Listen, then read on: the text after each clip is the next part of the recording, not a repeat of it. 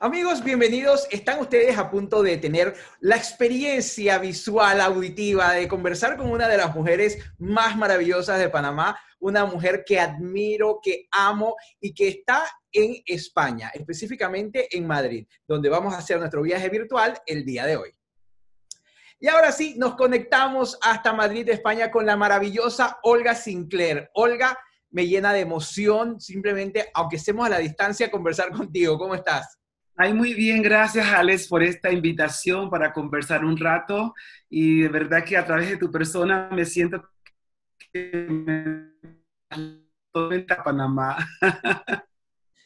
Vamos a repetir eso porque se te fue la señal. Así, Ajá, agua. déjame conectar. Ajá. Ahí. Como vieron, nos fuimos hasta Madrid, España, a conversar con una panameña universal. Ella es Olga Sinclair, a quien le doy la bienvenida. Estoy más que feliz de tenerte en este espacio de Nos Conectamos y conectarnos virtualmente, por lo menos. ¿Cómo estás, mi querida Olga? Muy bien, Alex. Muchísimas gracias por este cariño que tienes conmigo y haberme invitado a tener esta conversación esta tarde con todo el público panameño. Estás en Madrid, me cuentas. ¿Hace cuánto te fuiste para Madrid? Porque tú siempre has estado viviendo muchas veces fuera de Panamá, en Europa muchas veces, y ahora específicamente en Madrid, ¿no? ¿Cómo se dio ese cambio? Bueno, se dio por circunstancias del amor. Ah, mira, qué bueno. Tú sabes que, bueno, yo estudié aquí hace 45 años, Bellas Artes, y he vivido, como tú dices, en varias partes del mundo, en 3 continentes, pero bueno, a través del querido embajador de España en Panamá, nos conocimos y fue una cosa muy linda, muy amable, todo primero muy profesional, pero bueno, las cosas fueron cambiando y cuando ya se tuvo que retirar de vuelta para Madrid, me pidió que lo acompañara. Y dije, ¿por qué no? Why not? Exacto. Tú eres una mujer de amor, ¿eh? Donde el amor te lleve, ahí es donde vas a quedar. Bueno, por algo nací el 14 de febrero, Ah, Alex. mira, Yo mira qué soy, interesante. yo soy San Valentín. Mira qué bueno. Oye, ¿y cómo ha sido estar de vuelta en Madrid? Porque sí, tenía mucho tiempo también viviendo en Panamá y dejar Panamá para irse a un continente nuevo y más en una época bueno, hay crisis mundial, que las cosas están medio jodidas por todos lados y más ahora con esta pandemia. ¿Cómo ha sido todo este tiempo de readaptación? Porque ya habías vivido allí mucho tiempo, ¿no? Bueno, yo realmente, gracias a Dios, tengo una capacidad tremenda para adaptarme a todas las circunstancias de la vida. Primero porque vengo bajo una actitud de agradecimiento y cuando es así, tú te sientes humilde, eres sencillo, lo que la vida te dé, tú lo aceptas y no estás exigiéndole a la vida más de lo que podemos pedir, con que tengamos salud ya es suficiente. Pero como yo vine el año pasado, antes del COVID, tengo que reconocer que eso me dio tiempo a adaptarme a alquilar un estudio nuevo. Tengo un estudio a 20 minutos de aquí caminando, en el barrio de Tetuán al lado. Entonces fue muy fácil porque ya había comprado materiales y tenía todo un equipo. Y de repente, por circunstancias de la vida, curadores y jefes de las exposiciones del Museo Bouvín de Valencia, que había trabajado con ellos, el año pasado me contactaron y me dijeron que querían retomar un proyecto antiguo que teníamos para exhibir pues en Valencia. Entonces me puse a pintar desde diciembre del año pasado y ya yo había empezado un poco este proceso creativo y fue cuando regresé a Panamá en enero para los talleres de mi fundación, que regresé luego aquí a Madrid en febrero y a los 15 días ya empezó el asunto de la pandemia. Tanto es así que yo venía casi media sola ya en el avión y me pareció un poco raro. Incluso yo vine de Panamá con Ajá. mascarilla De porque ya verdad. estaban hablando un poco de la pandemia, o sea que me tomó aquí en España, pero bueno, gracias a Dios hay que reconocer que si la pandemia y el confinamiento te toca en un lugar que hacía frío, como en esa época en Madrid, es rico estar encerrado porque el frío Claro. te acaba, pero con calor y con humedad yo comprendo que eso es muy difícil para todo el pueblo panameño y Sí. 5 meses, 6 meses casi, no lo ha tenido yo creo que ningún país del mundo. Entonces esa es la parte que me duele y no creas que todas las mañanas estoy viendo los chats de Panamá y se me salen las lágrimas muchas veces, pero Ay, bueno, vida. Pero bueno, sí. te tocó en Madrid y por suerte no estás encerrada, no estás que te tocó, es que hay varada. Estás donde el amor está, estás donde el corazón está. Y el corazón es el que te hace tu país y tu lugar. Así que eso no hay ninguna. Así es, así es. Pero hablemos un poco de tu vida artística. Sabemos que tu papá fue uno de los grandes pintores de este país y de Latinoamérica, y esa pasión ya venía entonces de pequeña. ¿Te recuerdas cuándo fueron tus primeros trazos o qué fue lo primero que decidiste de que, sabes qué, mira, esto es lo que me gusta? ¿O La simplemente verdad fue que los pasos de tu papá? Es que la verdad que yo pienso que todos los niños pasan por ese proceso de ensayo y error. Mm. Los niños quieren ser como sus papás, los imitan en sus profesiones y si el papá es médico, él se pone su equipo de medicina y quiere imitar a su papá. Bueno, yo nací y crecí en ese estudio de papá y me acuerdo desde muy pequeñita, desde muy, muy pequeña, yo venía con mis dos muñequitas, las sentaba y me ponía a ver a mi papá pintando, hasta que como a los 6 años por ahí, ya yo estaba desesperada y le decía, papá, yo quiero pintar contigo, por favor. Entonces él me ponía mis propios lápices y papeles para que yo hiciera mi cuadro aparte, pero yo más bien me la pasaba observando. Yo pienso que esos grados de observación en un niño, sobre todo en momentos de crecimiento, crean una metodología profunda en su ser, una disciplina en su ser, porque estás viendo un buen ejemplo. Por eso que a mí me preocupa muchísimo cuando en las familias hay violencia, normalmente el hijo también va a ser violento porque está viendo un ejemplo familiar. Pero en la casa nuestra, imagínate, mi mamá con su maravillosa cocina y sus riquísimos platos para comer y la administradora del hogar y mi papá pintando con música clásica, con los operáticos. Claro, Entonces, un niño que crece con eso, escuchando a Caruso en casa y todo muy, muy hermoso y con mucha calidad, a pesar que me acuerdo que desde muy pequeña hasta los 9 años vivíamos en el barrio de Caledonia, Alex. O sea, era una cosa que no es de dónde nace ni de dónde viene, es la calidad de vida del hogar. del Entonces, entorno. si el entorno hace la vida de un niño, entonces ya yo a los 12 años ya él sí me dio un ejemplo y me puso un bodegón, como le di una clase a unos niñitos hace como un mes atrás con un webinar de las supermamás que me Ajá, pidieron eso y como 480 niños se conectaron conmigo ¿de y verdad? desde Madrid pinté un pequeño bodegón con una botellita, una fruta, una manzana. Lo compuse muy sencillo como la primera clase de arte y eso es lo que mi papá me puso. Oye, y qué belleza, todos los niños luego estaban enseñando sus bodegones ¿De verdad? y al final yo fui creciendo con eso hasta que ya a los 14 años ya yo estaba exponiendo con exposiciones colectivas. Y de ahí tu carrera ha sido siempre en crecimiento, siempre con cambios, con diferentes etapas también, porque el crecimiento, lo que la vida te ofrece, te hace cambiar también lo que vas a pintar, lo que vas a proyectar, ¿no? ¿Has sentido algún momento que tienes etapas específicas en tu carrera artística? Totalmente, y muy marcadas, muy marcadas. Y sobre todo te digo esto y me alegro que toques ese punto porque los críticos de arte normalmente siempre me dicen a mí que soy de esos artistas que tienen facetas muy marcadas. Yo empecé de jovencita, todos los bodegones, toda una serie de bodegones. Luego a los 18 años que me vine a Madrid, ya la figura humana con claroscuro, carboncillos, y eran figuras de mujeres, y luego cuando regresé a Panamá, eran niñas campesinas del campo o indígenas, sentaditas y todo en carboncillo blanco y negro.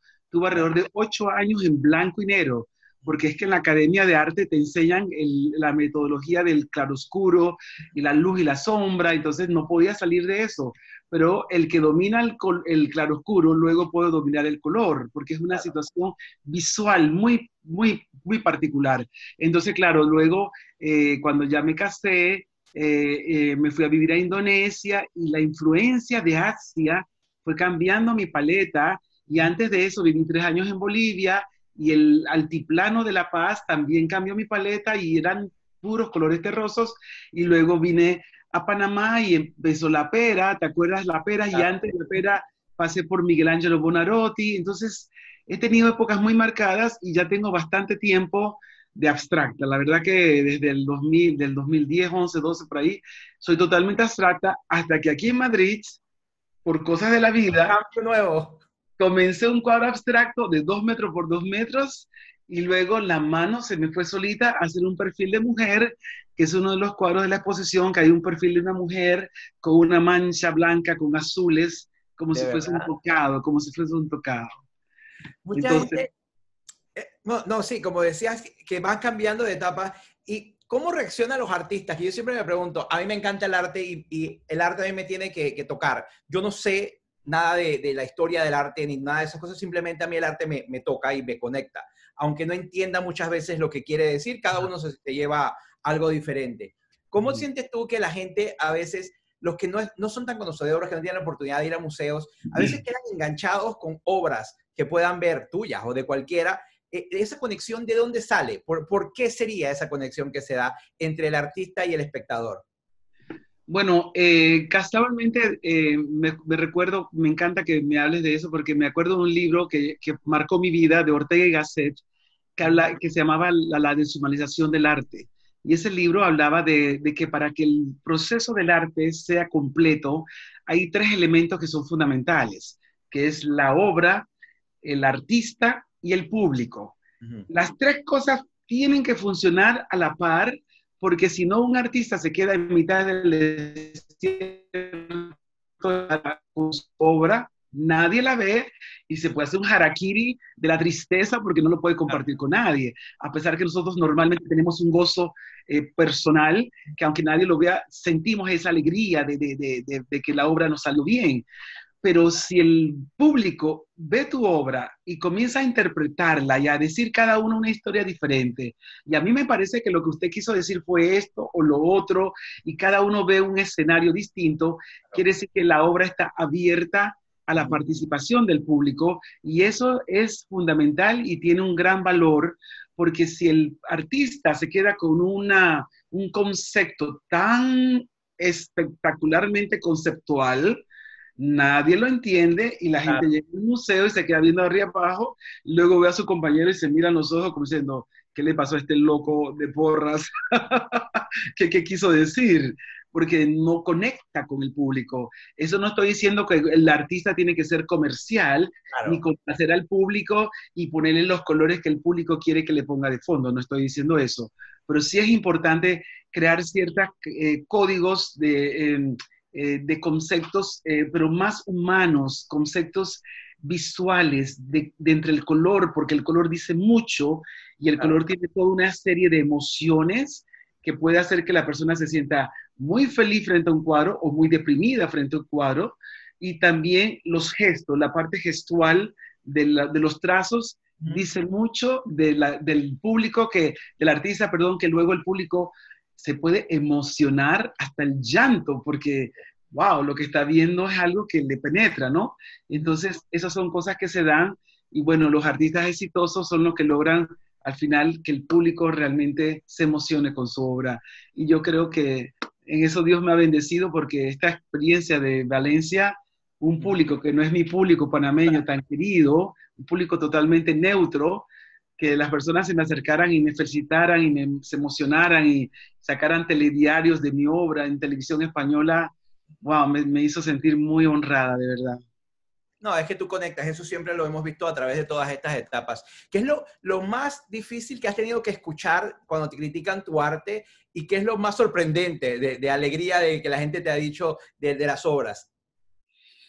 Bueno, la verdad que muy pocas veces me han dicho algo feo que yo me sienta como herida. Ujú. Al contrario, más bien me emociona, tengo que decirlo, como me pasó en esta exposición de Valencia, que al inicio de la exposición yo pedí a los curadores, a los comisarios, que colgaran 7 obras de mi papá que yo me traje de Panamá para mi colección privada aquí de la casa en Madrid, porque no puedo vivir sin los cuadros de Claro. papá y me emociona cuando dicen, usted tiene algo de la escuela de su padre, de Alfredo Sinclair, pero usted es totalmente diferente, pero se notan algunos trazos de la escuela de su padre. Y eso a mí me emociona, porque normalmente todos los movimientos artísticos a través de la historia del arte conducen a que varios artistas se encontraron en un momento creando casi similarmente las mismas cosas y luego eso se reprodujo en otra cantidad inmensa de jóvenes artistas creando movimientos como el Bauhaus o el impresionismo, el expresionismo abstracto, y eso es lindo porque formas parte de una escuela y yo siento que yo soy la escuela Sinclair. Claro, por supuesto. Y será siempre la Escuela Sinclair. Claro Y que sí. mucho también siguiendo la Escuela Sinclair. Claro. Olga, háblanos un poco de desprenderse de las obras. Muchas veces uno piensa de que, wow, son sus hijos y siempre se van hacia alguien más. Cómo es ese momento de desprenderse de esa obra, de ese arte que sale y que alguien más lo va a poder disfrutar? Bueno, yo realmente pienso que no hay mayor complacencia de un artista ver su obra colgada en otros escenarios que no sean su propia casa. Claro, El artista tiene que estar en su casa con 500 cuadros suyos colgados. Yo pienso que puede ser hasta triste porque él se claro, está viendo a él mismo y por eso que quizás en mi casa, en Panamá y en las otras casas así, siempre tengo arte que he coleccionado de otros artistas que le he comprado a otros artistas o hemos intercambiado obra. A mí me emociona y no me siento mal si la obra se tiene que ir y la vendo. ¿Por qué te digo eso? Porque eso es parte del equilibrio emocional de una persona. Si una madre no quiere soltar a los hijos y los quiere controlar el resto de su vida, esos claro. hijos van a ser desgraciados, van a ser tristes, van a ser hombres que no tienen sus propias alas. Pero si una madre le dice a un hijo, como las aves le dicen a sus hijos, vuela, hijo mío, vuela. Y para mí, como artista, un cuadro mío que vuele hacia Claro. otro escenario es una cosa realmente maravillosa. Y cuando él se defiende solito en ese escenario, que la gente lo ve y lo aprecia y habla de él y lo critica de manera favorable, pues imagínate yo que soy la madre, me siento llena de orgullo. Entonces, paralelamente puedo decir eso porque me pasa igual con mis hijas. Una vive en Panamá, la otra en Ámsterdam, y le digo, mamita, vuela, tú Claro. eres dueña, como decía Mandela, you are the captain of your soul, and, algo así, ¿verdad? ¿Te acuerdas de ese dicho de Mandela? Eh, you are the captain of your soul. No era así, algo parecido. El Ahora después, capitán de tu alma, algo, sí, algo así. sí. Pero bueno, hablando de tu familia, ¿cómo ha sido tu vida familiar en esta época? ¿Han estado cada uno por su lado? ¿Cómo se han mantenido conectados? Bueno, siempre tenemos chats familiares y hablamos un poco cómo está, cómo va todo, cómo va todo eso por Panamá. Gracias a Dios, como mi hija también está en Panamá y mis sobrinos también están con ella, ellos cuidan todo y la casa y si se daña algo, ellos están pendientes. Yo pienso que este momento todos hemos estado un poquito en las mismas condiciones. Ya ni siquiera porque yo esté en Madrid, ya esté en Panamá y en Ámsterdam, aunque estés toda tu familia en Panamá y tú vivas en Panamá, estamos Está viviendo. separado. Yo no he visto en persona a mis papás casi en 5 meses. Exactamente, estamos viviendo todos virtualmente. Lo que tenemos que procurar es que esa virtualidad no se deshumanice y no pierda la esencia que uno debe mantener para que uno como ser humano mantenga esa sensibilidad siempre a flor de piel. Porque si uno pierde la sensibilidad, nos vamos animalizando, por decir una palabra, y vamos perdiendo esa esencia que es compartir un momento lindo familiar y a través, por lo menos como ahora contigo, mantener ese contacto constante para que no nos sintamos solos y podamos todos salir de este problemón que hemos heredado o hemos creado nosotros mismos, que en el fondo, fíjate que a pesar de lo grave que es, yo no lo veo tan grave, porque primero no es la Segunda Guerra Mundial. En la Segunda Guerra Mundial era otra cosa y la gente tenía que vivir sin luz, agachada y bombas por todos lados explotando. Bueno, desafortunadamente esa bomba de Beirut antes de ayer me dolió en mi corazón profundamente y hasta se me salieron las lágrimas. Pero el punto que te quiero decir es que este coronavirus ha detenido el tiempo. Y el tiempo que teníamos antes era un tiempo demasiado acelerado. Y Exacto. vivíamos en una urbe unas agendas que yo me decía, Dios mío, pero qué locura es esa.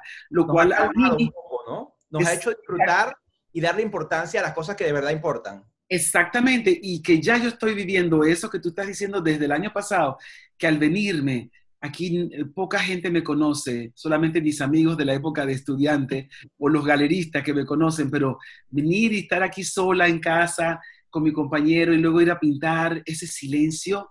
Mucha gente ha recuperado ese silencio, que yo, gracias a Dios, lo recuperé desde el año pasado, en junio que me vine, pero que es algo que nosotros tenemos que construir en nuestros corazones, porque como decía Carl Gustav Jung, tú tienes que mirar hacia adentro y no siempre mirar hacia afuera. Y no todo el mundo ha aguantado y soportado mirarse hacia adentro, porque tenemos el yin y el yang, o lo bueno y lo malo, y eso tenemos que empezar a equilibrarlo. ¿Has sentido a la hora de seguir tu obra que esta época te ha cambiado un poquito lo que proyectas, esa quizás, ese miedo, esa tristeza de lo que está pasando, o no te ha afectado anímicamente a la hora de pintar? La verdad que no me ha afectado mucho a la hora de pintar. Incluso los comisarios pusieron a la galería, a la exposición le pusieron de nombre Olga Sinclair, la alegría de pintar. La alegría de pintar.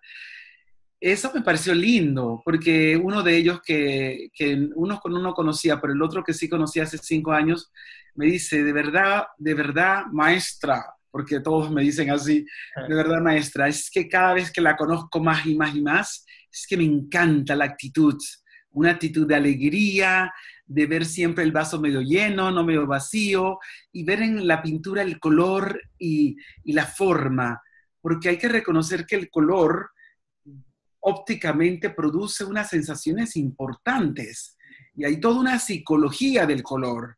Entonces, si una persona está trabajando, como en mi caso, siempre con mucho color, porque es heredado de la escuela sinclairiana de Alfredo Sinclair, te puedes imaginar que vivo siempre con una cosa que me fascina, que yo nada más que le digo al Señor, ay, Padre mío, gracias por la vida que me has dado, porque si muero mañana, que lo juro que seré la muerta más feliz del mundo. Claro. Y que nadie me llore, porque la verdad que he vivido feliz toda mi vida. Aún en momentos de tristeza, he aprendido que los momentos de tristeza en la vida de un ser humano son absolutamente importantes, porque los hacen bajar su ego o su estatus o su snobismo y lo ponen como un ser humano de verdad. Así que yo lo veo más bien como una bendición, no como una tristeza o una desgracia. Claro. Y bueno, antes de terminar, no puedo dejar de tocar el tema de la fundación y el trabajo que has venido haciendo por años, dándole a los niños esas ventanas, esas herramientas de crecimiento y que sigues todos los días, ¿no? Sigues cada semana con proyectos, con cosas nuevas en favor de los niños, de esta juventud, que como tú tuvieran esa experiencia de hacer su primer bodegón y ahí inspirarse en la vida para poder seguir adelante, ¿no? ¿Qué es lo que más te llena de tu fundación y el trabajo que haces con los niños? Bueno, desafortunadamente con el problema del coronavirus, la fundación tuvo que cerrar puertas. Cerró. Pero cerrar puertas nada más que físicamente, porque no podíamos salir. Bueno, ellos de distancia siempre comunicándose conmigo, no podemos salir, no podían, los fondos de fundación fueron bajando porque no había proyectos que teníamos el resto del año, que eran talleres en ciertos malls y en ciertas provincias con algunos sponsors, todo eso se cayó. Pero entonces, de verdad, vuelvo a insistir, que la vida siempre me conduce a mí por el lado bueno, y el director del museo de aquí en Valencia me pidió que hiciera una mascarilla para tomarme unas fotos para la entrada de la exposición con la mascarilla porque estábamos en mitad de la pandemia. Pinto la mascarilla y de repente dije, Dios mío, esto es la solución. Y me compré allá mismo en Valencia alrededor de 250 mascarillas y en Madrid el resto, y empecé a pintar una por una. Y las hemos ido vendiendo a través de las redes sociales de Instagram y Facebook, y hemos levantado un capital que ahora nuevamente pude poner a mis profesores de arte, y ahora dan clases online con webinars con alrededor de 420 niños, lunes, miércoles y viernes, unos días para niños de 5, 7, 8 años, otro día para teenagers y otro día para personas más adultas. Así que no hemos parado y nos hemos reinventado como yo creo que todo el mundo ha tenido que reinventarse en este momento. Mira, ahora cuando termino voy a buscar mi mascarilla, así que voy a... Pero bueno, querida Olga, gracias por dedicarnos estos minutos, por compartir con nosotros, por abrirnos tu casa, tu corazón y conversar con nosotros sobre todo lo que ha pasado en esta época, lo que es tu vida, tu carrera. Y por supuesto, para mí siempre es un honor tenerte así al frente, conversarte, aunque estemos alejados en continentes diferentes estamos unidos siempre. Así que un besote, mucha salud para ti y por supuesto mucho arte, que es lo que queremos que siga saliendo de tus... Ay, qué lindo. Muchísimas gracias, Alex. Muchísimas gracias. Te quiero mucho y quiero a todo Panamá. Y me encanta tu barba. No te la quites. Gracias. Y así llegamos al final de esta conversación del día de hoy. Nos conectamos con la maravillosa Olga Sinclair desde España. Así que ustedes pendientes que la próxima conexión hacemos otro viaje virtual, no sabemos a dónde, pero para conocer historias de panameños universales. Así que no se lo pierdan. Hasta la próxima.